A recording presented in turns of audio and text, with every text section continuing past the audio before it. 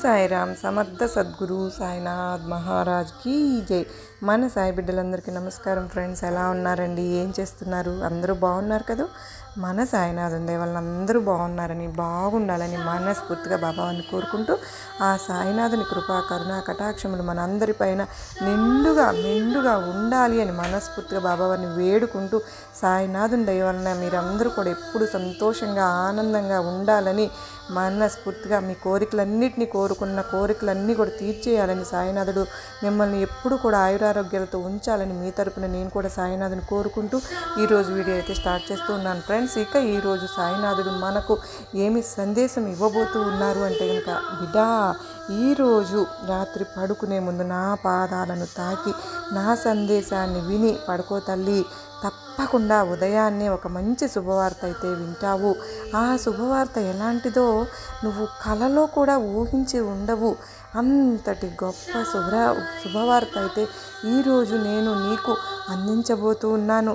ఆ శుభవార్త వినగానే నువ్వు ఎగిరి గంతులు వేస్తావు తల్లి అంటూ సాయినాథుడు అయితే ఈరోజు మనకు తెలియని ఏదో ఒక రహస్యమైన సందేశాన్ని అయితే తీసుకొచ్చారు ఫ్రెండ్స్. మరి ఈరోజు సాయినాథుడు మనతో ఏమి చెప్పాలి అని అనుకుంటున్నారో, ఎలాంటి సందేశాన్ని అయితే సాయినాథుడు మనకు మాటల్లో విని తెలుసుకుందామండి. సాయినాథుని సందేశం వినే ముందు మనకు తెలిసినటువంటి అసలు ఎంతో అండి చాలా అద్భుతంగా ఉంటున్నాయి అక్క మీ సందేశాలు, బాబావారు మాకు ఇచ్చేయి అనేటువంటి ఎక్కడ కూడా ఫలితాలు లేక ఆఖరిసారిగా నేను మీ సందేశాలు బాబావారు ఇచ్చేటువంటి వినడం వల్ల చాలా రిజల్ట్ అనేది చాలా ఉంటుంది, చాలా హ్యాపీగా అనిపిస్తుంది.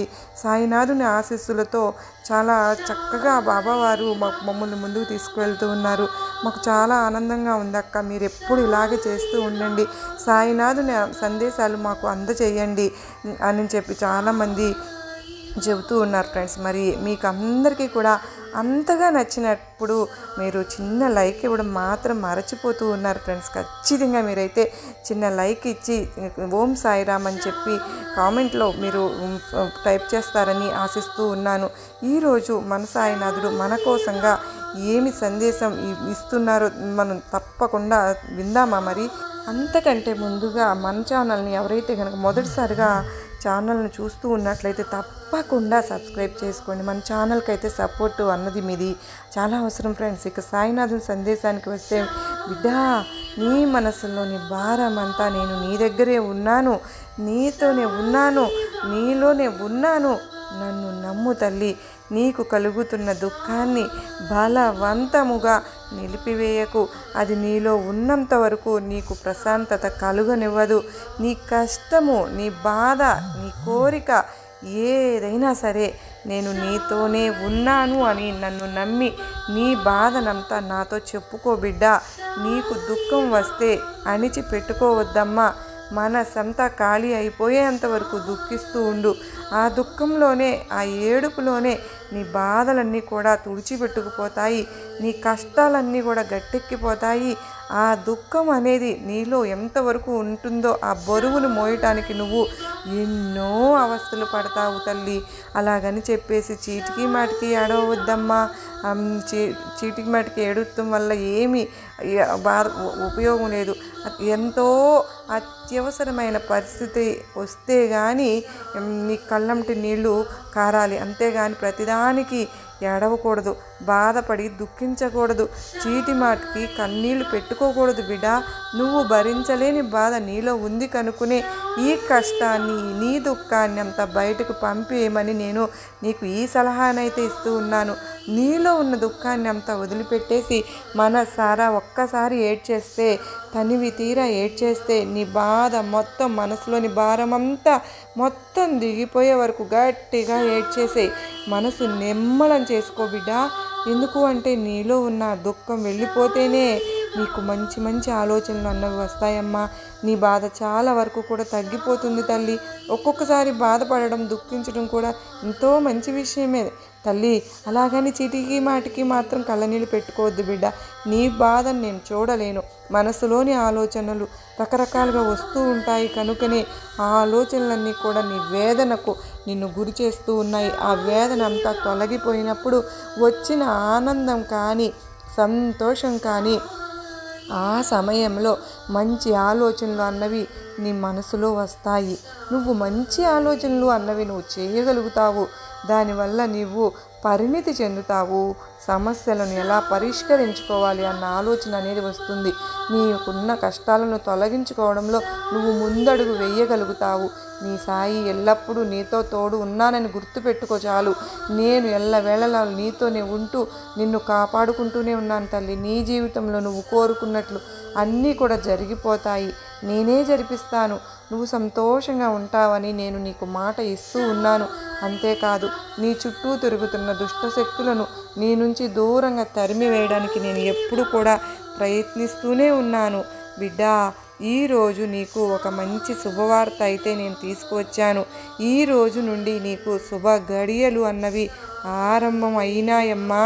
ఎందుకంటే ఈ రోజు నుండి నిన్ను కన్నీరు పెట్టించే ప్రతి విషయాన్ని నేను తరిమి వేస్తున్నాను.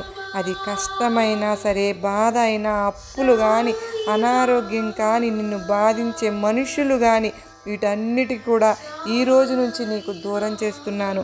నిన్ను పట్టి పీడిస్తున్న వారిని, అంటే నిన్ను మాటలతో ఎవరైతే బాధ పెడుతున్నారో, చేతలతో ఇబ్బంది పెడుతున్నారో, అవసరమైతే నీకు దూరంగా నేను వారిని ఉంచుతాను. ఎందుకంటే వారు నీ దగ్గర ఉండడం నీకు హానికరమే తప్ప ఏం ఉపయోగం లేదు. వారందరినీ కూడా నేను దూరంగా తరిమి వేస్తున్నాను తల్లి.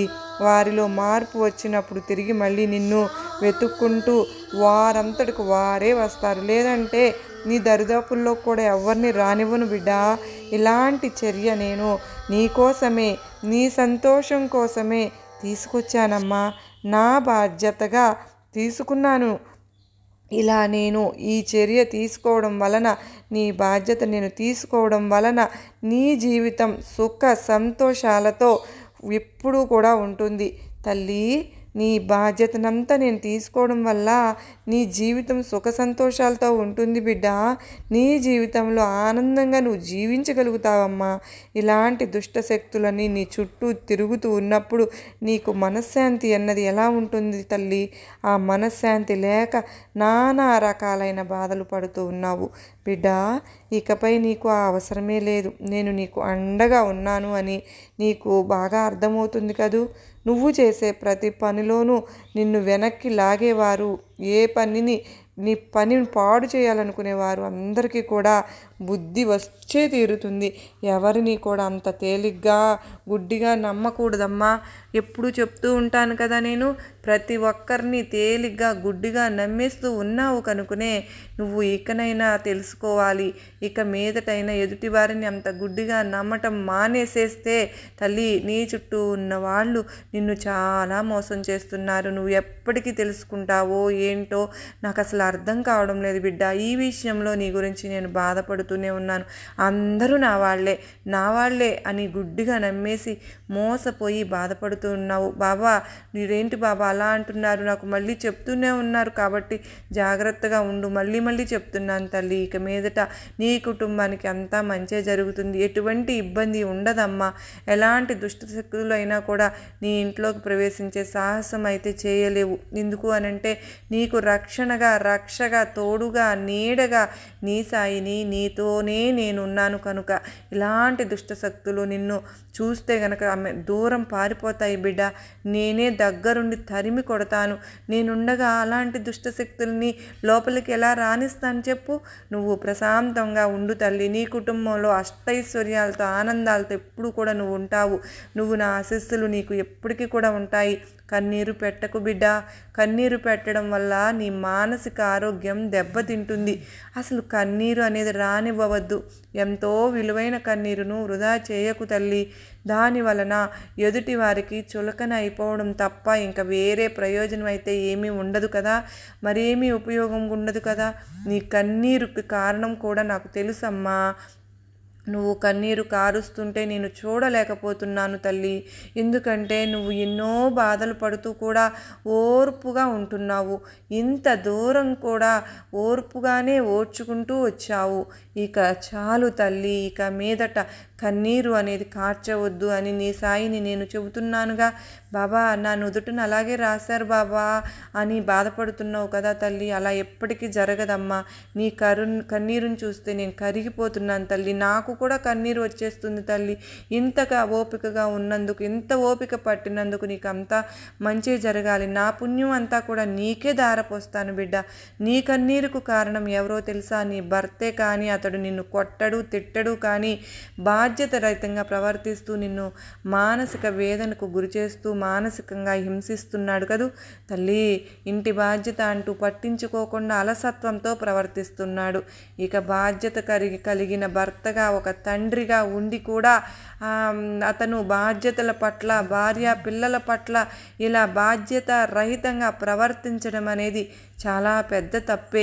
ఎవరైనా సరే కుటుంబం పట్ల ఎంతో నిబద్ధతగా, బాధ్యతగా ఉండాలి. పిల్లలకు తండ్రి యొక్క బాధ్యత, బిడ్డల యొక్క భవిష్యత్తును ఉన్నతంగా తీర్చిదిద్దడానికి, వారికి కావలసినవన్నీ సమకూర్చడానికి తండ్రి యొక్క బాధ్యత ఎంతో ఉంటుంది కదా. ఆ బాధ్యత తను నెరవేర్చడం లేదు. వారికి మంచి చెడులు చెప్పడం లేదు. తల్లి బాధ్యత ఎదుటివారిని గౌరవిస్తూ జీవితంలో ఎలా ముందుకు సాగాలి, జీవితంలో స్థిరత్వం ఎలా సంపాదించాలి అని చెబుతూ భర్త యొక్క బాధ్యతలు పంచుకుంటూ ఇల్లు గడపాలని నువ్వు ఎంతగానో ఆశిస్తూ ఉన్నావు. కానీ నీ భర్త నీకు అవకాశం ఇవ్వడం లేదమ్మా. నీకున్న దాంట్లో నువ్వు చేయగలిగినంతలో నీ బాధ్యతను నువ్వు ఎంతో గొప్పగా సంపూర్ణంగా నిర్వహిస్తూ ఉన్నావు కూడా. కానీ నీ బాధ్యత నువ్వు నిర్వర్తించడానికి ఉచితంగా ఏమీ రావు కదా తల్లి. దానికి అవసరమైనటువంటి ఆదాయం కావాలి కదా. కానీ అతను ఇవేమీ పట్టించుకోకుండా మిమ్మల్ని గాలికి వదిలేసినట్లు తన పాటికి తను తిరుగుతూ ఉన్నాడు. నువ్వు చేయవలసిన కష్టమంతా చేసి సంపాదిస్తూ ఉన్నావు. నీకు చేతనైనంత కష్టం చేసి నువ్వు సంపాదిస్తూ ఉన్నావు. అది నీకు ఏ మూలకు సరిపోవడం లేదు. పిల్లలు, కుటుంబం పోషణ అంటే సాధారణ విషయమా? కాదు కదా బిడ్డా. నువ్వు తట్టుకోలేకపోతున్నప్పుడు ఇలా కన్నీరు కారుస్తూ ఉన్నావు అంతే తప్ప నీ ఇంటి గుట్టును మాత్రం ఎవ్వరికి చెప్పుకోలేదు కదా. నీది ఎంతో మంచి అలవాటు తల్లి. ఇది నువ్వు కన్నీరు పెట్టుకుంటున్నావు కనుకనే బిడ్డ, దుఃఖపడుతున్నావు కనుకనే, నువ్వు దుఃఖిస్తూ ఉంటే నేను భరించలేకపోతున్నాను. నీ కష్టాలన్నింటినీ కూడా తొలగించేస్తాను. అలాగే నీకు అనుకున్నంత ధనం నీకు దగ్గరికి చేరేలా, నీకు అందేలా నేను చేస్తాను తల్లి. ఎందుకంటే నీ బాధను నేను ఎంత బాధ చూపడుతుంటే నా బిడ్డ నేను చూడలేకపోతున్నా. మనసంతా భారంగా మారిపోతుంది తల్లి నిన్ను చూసినప్పుడల్లా. దానితో నువ్వు నీ ఇంట్లో ఉన్న అవసరాలన్నీ కూడా తీర్చుకో. నీకు ఇచ్చిన డబ్బుతో నేను ఇస్తానుగా నీకు. ఆ ఖర్చులన్నింటికి కూడా నీకు డబ్బు అవసరం చాలా ఉంది అని నాకు ఖచ్చితంగా తెలుసు. నువ్వు నేర్చుకోవాల్సిన సమయం కూడా ఇదే కదా, నెరవేర్చుకోవాలి. ఆ సమయంలో నీ దగ్గర డబ్బు లేకపోతే ఎంత నరకం పడుతున్నావో, ఎంత కన్నీరు కారుస్తున్నావో నాకు తెలుసమ్మా. ఇలాంటి సమయంలో కూడా నీ భర్త నీకు చెయ్యి అందించకుండా ఉన్నాడు కనుకనే ఈరోజు అతనికి బుద్ధిగా నేను తను సంపాదించిన ధనాన్ని తీసుకువచ్చి నీ చేతిలోకి ఇచ్చేదాకా తన బుద్ధిని ఈరోజైతే నేను మార్చబోతూ ఉన్నాను. నీ గురించి తను ఇన్నాళ్ళుగా ఏం చేశాడో, ఎలా ప్రవర్తించాడో అతనిలో మార్పు అన్నది నేనే తీసుకొస్తాను. అతని ఆలోచనలో మార్పు వచ్చే తీరుతుంది.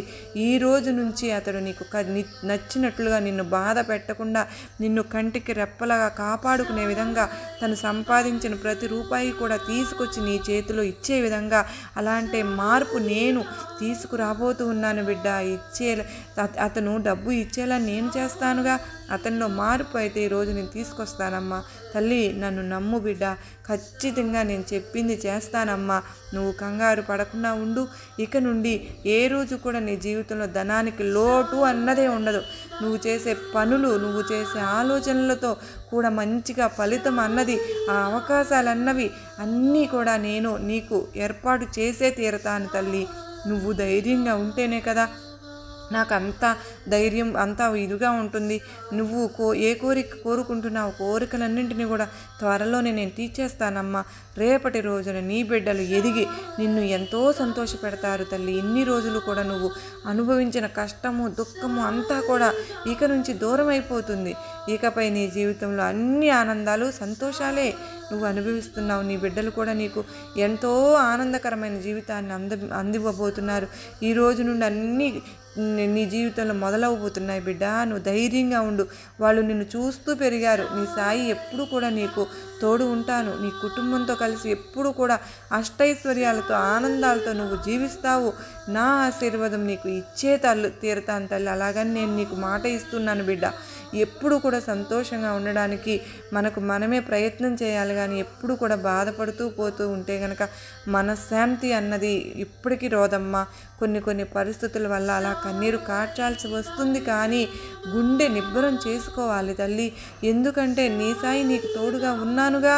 నీ కాలానుగుణంగా నువ్వు కొద్ది రోజులైతే కన్నీరు కార్చగలవేమో, కానీ జీవితాంతం కానే కాదు.